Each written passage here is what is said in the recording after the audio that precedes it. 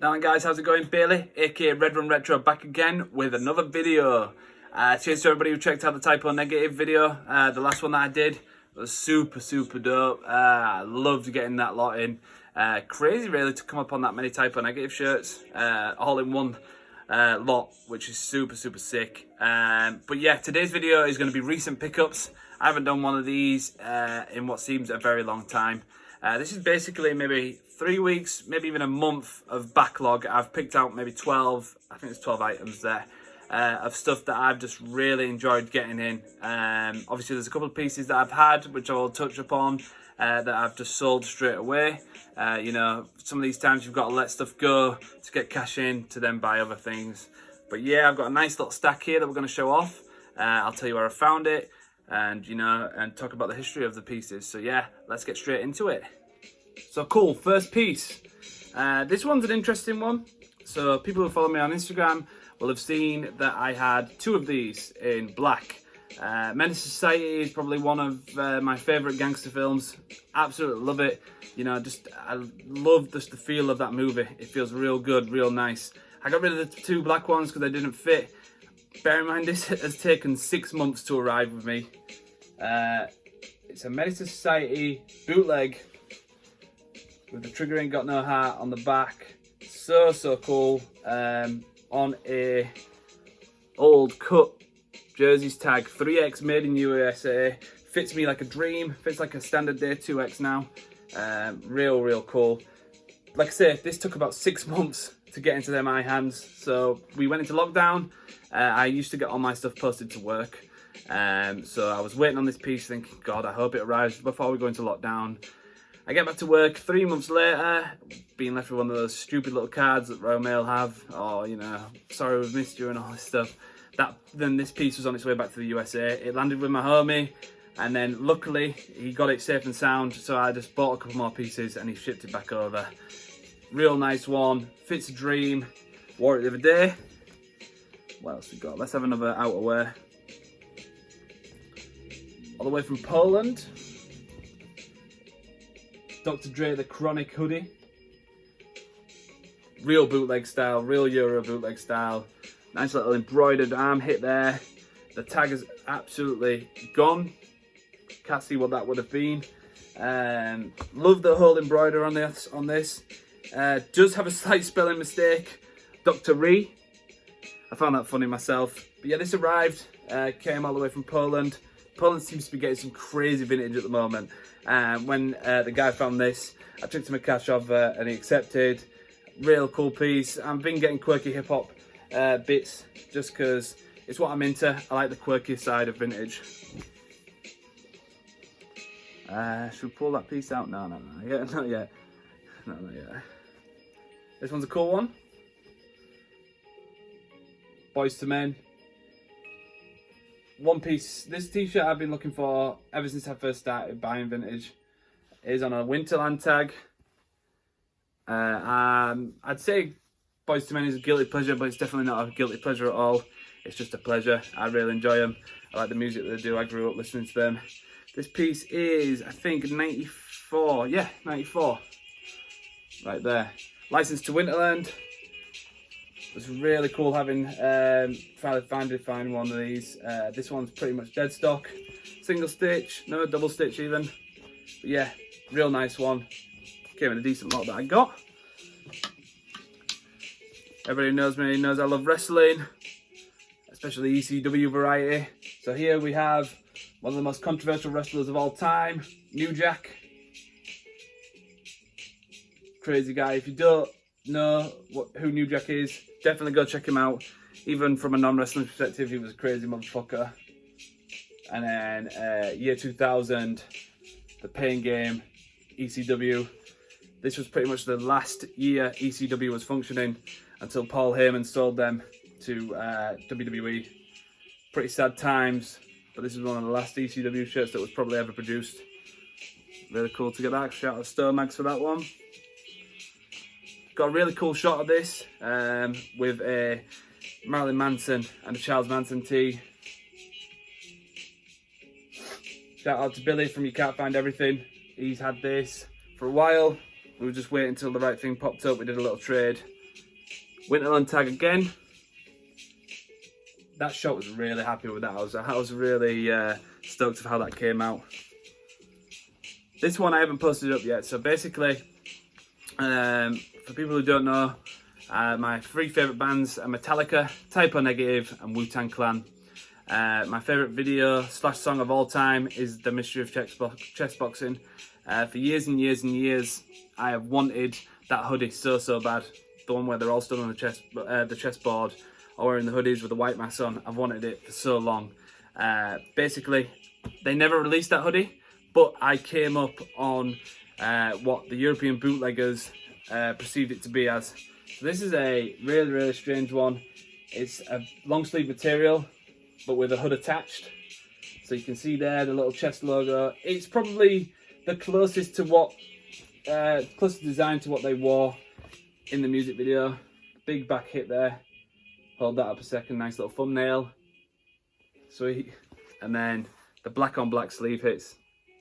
I haven't posted this up yet. I do have photos that I might post up within the next couple of weeks, but I'm waiting to do a photo shoot. I've got a sick idea for it, so it'll be cool just to put those ideas into a photo and give some different content for the Instagram as well. So these are from 2 days. Yeah, over 2 days postage. I'm not sure that one yet. So I posted this one today on Instagram. Year 2000s, Red Hot Chili Peppers. Little screen grab there from the Californication video. One of my favourite music videos, I'd say. Like, just as a kid, I remember seeing it. It's basically set in a video game style where the band are all, you know, video game characters and running around. And this is basically a screen grab. They've just edited Red Hot Chili Peppers there onto the donut. As a kid, me and my brothers would watch that and just be like, oh, imagine if that was a game. We used to say it every time that video would come on and be like, oh, imagine if that's a game. And then obviously years after, we got to play GTA San Andreas, which was pretty much, yeah, the Red Hot Chili Peppers, but I'd still like to play as a member of the Chili Peppers in it. So this one is really nice. Type O Negative, Legion of Doom. I believe this one's 97. Yeah, bang on. Autographs hits on the back. Band members on the front. The blue grip tag has been cut. Got this one from Amarosa Vintage. Real nice wear on it. And then we have the total other end of the spectrum. Deadstock Vintage. I love it. You know, I can hate it sometimes because if you get dry rot, as you've seen in the other videos and stuff, it's a bit of a pain in the ass. One piece that arrived is the hammer wheel, still with a blue grip tag, Type O Negative cap, real sick fit, absolutely love it. Obviously I'm going to keep this one. Quite rare to see Type O Negative caps. I think there's 3 variants out there. This one, and then there's one with a Brooklyn Bridge, and then I think this design again, but it has an embroidery and it's on more of a baseball cap rather than a sort of dad cap, as people would call it. This piece is absolutely insane. Everybody knows I'm a blue grip nerd, so to get that, is that the right way up? Yeah, sick. To get that bag is really cool. You might not be able to see it on the camera, but here it has a list of band names that they've worked with, and then down this side it has a couple more band names and movies that they worked on. Real sick. Like, to get this is the second blue grip Deadstock in the packaging that I've had, but let's bust it open. So I checked this out yesterday, but bear in mind, mine's probably, you know, the first pair of hands that this is, you know, ever seen. So this will have been in the bag since 97. You know, I had to pull it out and obviously check if it was dry rot or anything. But you have the 1997, the Green Men, fully Deadstock, absolutely sick. That blue grip paper tag, you would definitely see this on more of the Euro style tees. And then the 4 on the back. 4 dicks from Brooklyn, the drab 4, this blood's for you. No hope equals no fear. As you can see there, all of them looking a little bit babyface, but Absolutely amazing piece, this one. Fully Deadstock as well. This is a double up. To be honest, I might keep both and just keep this in the bag for the time being. But this one looks like it'd fit real nice, so I might just chuck it through the washing machine and hope for the best. But yeah, literally the only flaw is that hole there, and it is still fully strong. Definitely not dry rot, which is beautiful. Such a good sight. I did shit myself a little bit then when I saw that hole. But that's just down to, you know, basic storage and stuff. You know, if it's been sat in a warehouse or a storage unit for a long time, it's gonna, you know, experience different things. It's gonna get little holes in and stuff like that. You know, we can't really complain. 2 more pieces. This one I'm absolutely gutted it doesn't fit. I wanted a Princess Diana shirt for a long time. A couple of reasons why I picked this up. Just a real cool piece. I'd never seen this variant before, and the fact that it has Sisters of Mercy written up at the top. Sisters of Mercy are an old goth, like sort of shoegazy style band from the early 90s. Real, you know, decent music. You should check them out. But yeah, as you can see there, it says Sisters of Mercy. It has Princess Diana and Mother Teresa there, with the years they were born, the years they died. It says there, friends in life, joined in death. I just think it's a real dark shirt. This would have been sold, you know, in tourist places, merchandising shops and stuff like that. I just think the concept of that is really dark, you know, and the lines reading out, friends in life, joined in death. You know, it's definitely something that you would maybe see on a Typo shirt or a Cradle of Filth shirt. Interesting tag. My shirt is made in the USA. It fits small. I might run it through the wash and give it a little stretch. Single stitch. I was gutted when it arrived and I tried it on and it was just way too small. But I'm sure someone will enjoy it. I got that from Hartex. He says frame it, so you know that's another possibility. But I might just keep it, to be honest. I've been collecting sort of strange t-shirts like that. So yeah, stoked off that one. And then last but not least, maybe the best eBay find. To find it in the UK was one thing, and then for it to arrive and it not have dry rot and to be in perfect condition. I'll give you a tag shot first. Top tag, zoom out. Insane, Naughty by Nature bootleg. Craziest back hit there, literally. And then Poverty's Paradise. Colours on this really pop. Absolutely insane. Weird for a bootleg to have the little copyright hit almost there. Printed in 1995 in the USA. This is single stitch. It fits. Unsure if I do want to keep it though. It is real nice. You know, I do enjoy it, but it's one of those things. I know some people who will appreciate it more than I would, so you know.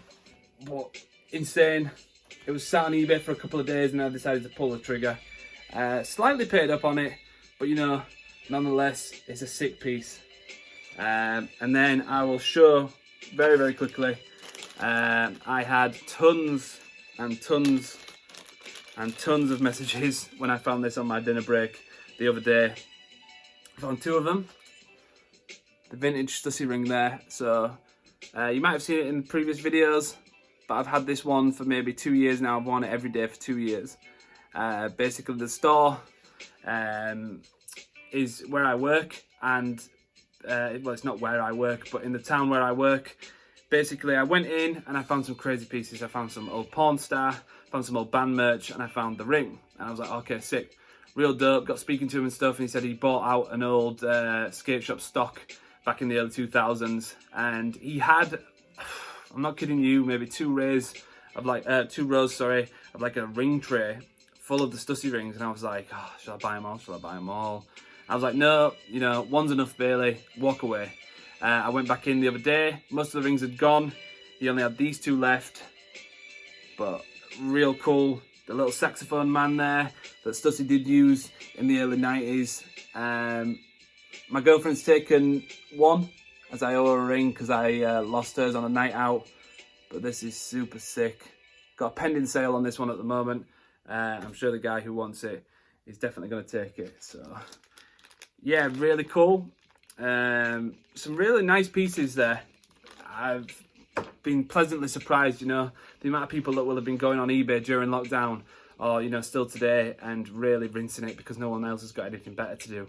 I'm still happy that I can still find things, and it's such a nice pleasure to be able to find, you know, cool pieces and to get there first. It's such a good feeling, you know. But yeah, like I say, other stuff that I picked up that's sort of sold, the UPS, which was really sick, United Pot Smokers. If that was bigger, I would have kept it. Shout out to Tees and that, he sorted me out with that one. The Stone Roses that I found at the car boot, that was 50 pence. I found that basically, it was folded up inside a denim jacket. I opened up the denim jacket because I always check denim, just because, you know, back in the day I used to collect old vintage clothing and stuff like that. So, you know, and then I moved on to t-shirts. So I always check denim just in case it's something old. And then a t-shirt drops out. I see the screen size tag and I'm like, oh shit. This is either going to be good or it's going to be a blank. It's going to be worth picking up anyway. All the clothes were 50p. And then I saw the paint splatter and I was just like, oh shit. You know, to find a Stone Roses shirt is always good. You would usually find it on eBay. But then to find one at 6:30 in the morning, a car boot that I'd never been to before, was absolutely sick. Took the guy 50p. Went my way, it was so cool, and then I sold it over to a guy in America. I found a couple of good pieces as well that day. I found some like bootleg Harley caps and stuff like that. So that was nice. Going to a new car boot and finding things is always really good. But yeah, I've just been on live on my Instagram as well. Also, just a quick one. I'm debating starting up a podcast, speaking to vintage accounts. I'm going to try and keep it mostly in the UK for the first little bit, and speak to other vintage sellers, collectors and all that kind of thing, and we'll sort of talk on subject matter that you guys can suggest. So I'm definitely thinking about doing it. I think it'd be really fun, something a little bit different, something that you might not have even seen before here in the UK. So if you do have any suggestions of stuff that you would like to hear in the podcast, or videos that you want to see on here, drop it down below. As always, guys, like, comment and subscribe. Go check out my Instagram. Like I say, the podcast will most definitely happen, but I'll keep you all posted on my Instagram, so go check that out. New stuff coming. I've got some really cool pieces on the way. Cannot wait to show them to you guys. So yeah, thank you for watching. Take it easy. Suggest some more videos down below. Let's keep the ball rolling on the YouTube.